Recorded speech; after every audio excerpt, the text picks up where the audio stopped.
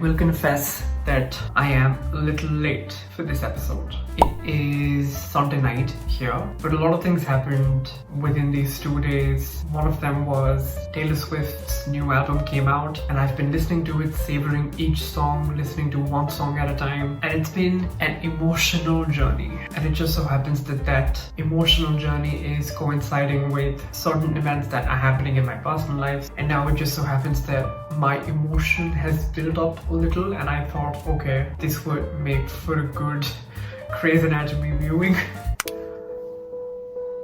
Because there is no better means to get that process going, the process of catharsis and emotional release if it's gonna happen. Also, in other news, on Thursday night when the episode wasn't even out yet, I saw on Indian Twitter, Meredith was trending, and I panicked for a minute. I thought something happened to Meredith, the episode probably leaked, and that Meredith was gonna die or something calamitous was gonna happen. I don't know, but we'll see, we'll find out. Let's watch the 5th episode of the 17th season of Grey's Anatomy, and let's see if my emotional catharsis happens or not. You talked to her? She feel any better? Just long enough to tell her that we got her into the drug trial. But she's pretty exhausted. Well, it's probably the side effects. I don't know how I feel about having Meredith be a part of an experimental trial. I mean, that's how medicine advances, we know that, but it's just Meredith. It's a character that we all practically have a personal, emotional relationship with. What if something really happens to her? What if they actually kill her off? Barely get to operate anymore, and when I do, they don't even recover enough to go home. Oh, and how could I forget the refrigerator truck full of dead bodies? I think something that can often be overlooked is the reality that doctors and healthcare professionals at the moment with this pandemic are going through something extremely traumatic. Of course, it's traumatic for patients and for non-healthcare workers to go through a pandemic, but in a pandemic, healthcare workers are at the front line, and I can only imagine the things that they've seen. Thankfully, this show for one offers us an insight to a certain degree. I have a hospital to run, and I didn't know there'd be a pandemic. Ben's sister gets to stay with you. With the boys. I liked that the father, Bailey's father, referred to Ben's sister as sister, because as we've seen in a past episode, Ben's sister is a transgender woman and Ben was having a hard time with it. So I like that little moment of queer affirmation. Even though that is the most basic, decent thing that somebody can do, it's just nice to see that. It's nice to see that happening. She wears masks. On her chin, or dangling from her ear like a weird piece of jewelry. She is living with cancer. She is immunocompromised. We all know how hard it can be to get some people to do the simplest task of wearing a mask properly. And I know some people just aren't aware or aren't informed about the correct way to wear a mask, but there are some who are willfully ignorant. I remember on Instagram I came across the profile of one of my schoolmates whom I had a nice friendship with. He was a nice guy back then when I knew him. I haven't really been in touch with him ever since, but he was a really nice guy and he's a very health conscious guy. I remember he put up a post wherein he said that he had cracked the code and figured out how to wear a mask without compromising one's breathing, and he said that you can have your nose exposed and just your mouth covered, which completely defeats the purpose of wearing a mask because you're still inhaling and exhaling through your nose, and COVID-19 transmits through air particles, we know that. And what's even the thing with anti-maskers? How is that even a thing? I just don't get that. I'm glad that you're in good spirits, Val, but your labs are concerning.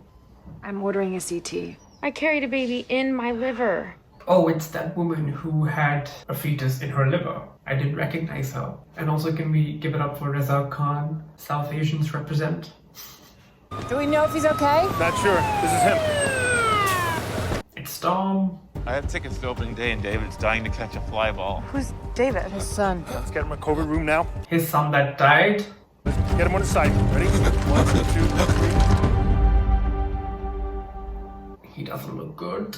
Oh my god, what if something happens to him and he dies and he sees Meredith on the beach? Unless the beach is a place where Meredith only sees the people she wants to see, in which case I don't think Jurassic would be on her list. As much as I find him annoying sometimes, I don't want him to die. Hey, Angel. I'd be there with you, but the mean doctors say no. They're not mean, they're just doing the job. You're a vascular surgeon, right? Yes, Dr. Schmidt, one of the first to be certified in my country. Why would you leave? You Kelly clamp? That wasn't exactly a choice. I have a feeling, although I might be completely off, that one of the reasons why he left Pakistan was possibly because he's queer, and then something might happen between him and Schmidt. Just wishful thinking for my gay little heart. Oh, wow. Okay. Okay, let's just, Her mom is here. I can't wear this. I gotta get my clothes. Where my clothes? She seems really agitated. Are there any meds we can give her to calm her? I can order some meds. Of course, I don't have any medical knowledge, but I assume that for people living with dementia, it must be hard for them to comply with, say, rules and regulations about living in a pandemic, because she would have to wear a mask to keep herself and others safe, but because she has dementia, would she be able to comply with that guideline? Because if she isn't able to comply, it isn't also her fault entirely. I got sunshine on a cloudy day, my girl.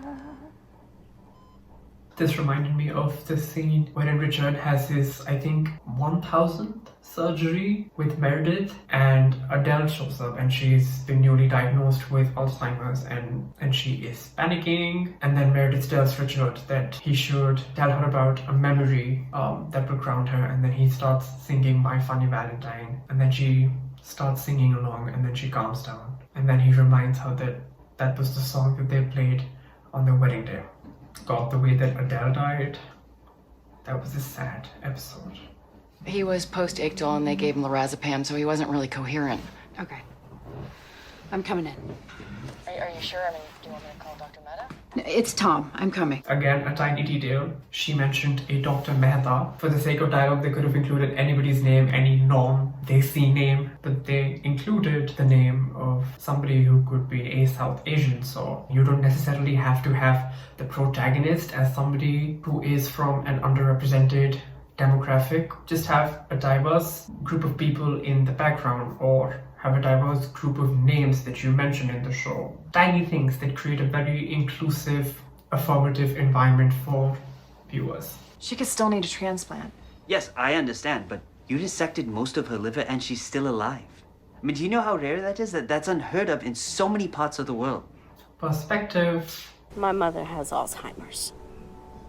I never told you because she's older and I didn't want to bring up any old pain for you.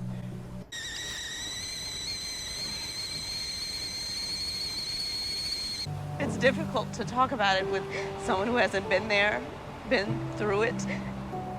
So sorry, baby. I wish you were awake. I wish she was too. The one time Bailey desperately needs Meredith, she can't talk to her. But I hope she confides in Richard, she talks to Richard, she leans on Richard, and I hope that helps. Follow me. We're delivering a baby. Oh, no. I'm not an OB, I'm a general surgeon. I don't care. We have an imminent delivery and all our OBs are busy. Hospital rules say we need a doctor. You help when you can, where you can. Just need you to sign the paperwork and you can go. Is it all right if I stay?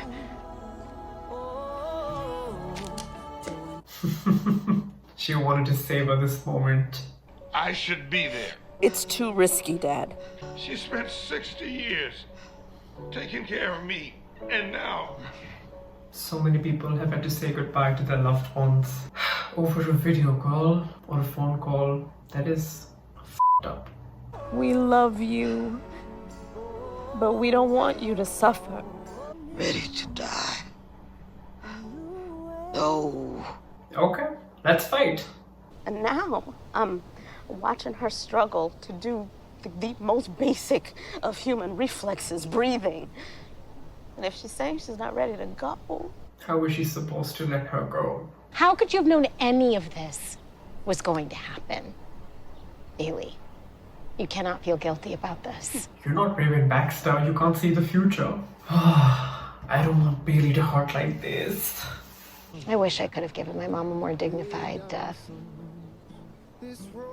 I pushed so hard. That is powerful. I wish I could have given my mom a more dignified death, but I pushed so hard. Grey's Anatomy and its one-liners. Say something, Tom. Oh my god, Tom. Tom, can you hear me? When you came to my house, I was ignoring you. Classic Tom. Oh, but I'm happy to see him talk and talk the way that he usually talks. What would you say to a sponge bath? Well, no, but you know, as friends. Okay, he's back. We know that. He's back. He's not going anywhere. I hesitate to ask, but how's her mom doing? I don't expect her to last the night. You think that's why Karina DeLuca is always in such a good mood? She's just, handing out babies and it shoots her serotonin levels through the roof. Well, yeah, there's something about pediatric surgeons on this show, I should say. The happiness is contagious. We had Arizona Robbins, and then we have Karina DeLuca. Oh, I wish that we could see more of Karina on Grey's Anatomy. I know she has a thing with somebody on Station 19, so they see more of her over there. But I wish we could see more of her here, because I really like Karina. What if I changed? Change what? Careers. Programs. Is that insane? No. I know this is not what you imagined for your mother. And I'm sorry about that. But she needs you now. It's time. Richard always has the right words to say. Always. I'm scared. I know. Oh, they're playing the song that they were singing. She is gonna die now, for sure. It's their goodbye song. They are the world's greatest mothers, and they are the most beloved wives. Elena Rose Bailey, 84.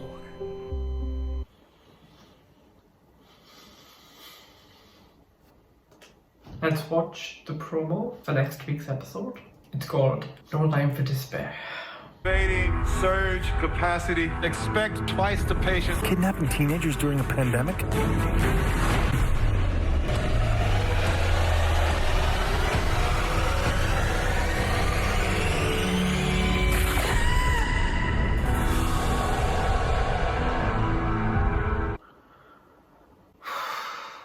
It's the winter finale already, which means we're gonna have to wait till, I think, mid-January for this season to resume. And Meredith's woken up. Now, does she wake up because she gets better, or does she wake up because one of the deceased characters that she meets at the beach jorts her back to life?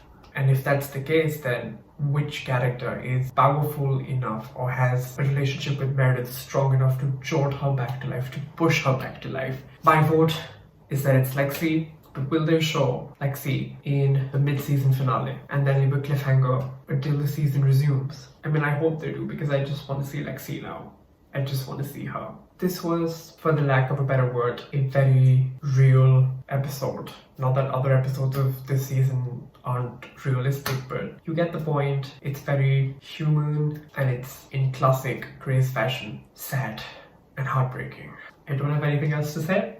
But I am looking forward to the winter finale, even though I just wish that the show could go on forever, but we know that can't happen, especially during a pandemic, because even the crew and the cast members have to do everything safely and produce in a quantity that is doable. But thanks for watching, and I will see you in my next video.